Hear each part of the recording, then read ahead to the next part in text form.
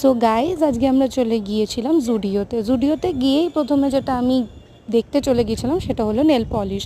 এক তো আমার নেল পলিশের কালেকশন কমে গেছে, অফিস আর পড়াশোনার মাঝখানে চাপা পড়ে গিয়ে আমি নেল পলিশ কিনতে যেতেই পারছিলাম না।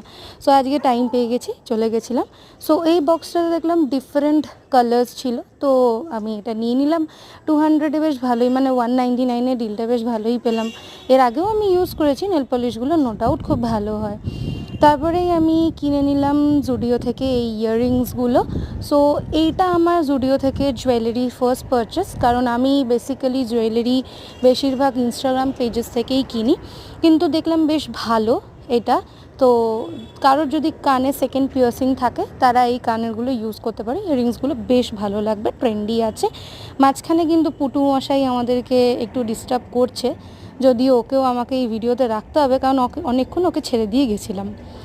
যাই হোক, আর এইটা কিনলাম একটা হ্যান্ড ক্রিম, এইটা হচ্ছে কোকোয়া ফ্লেভারের।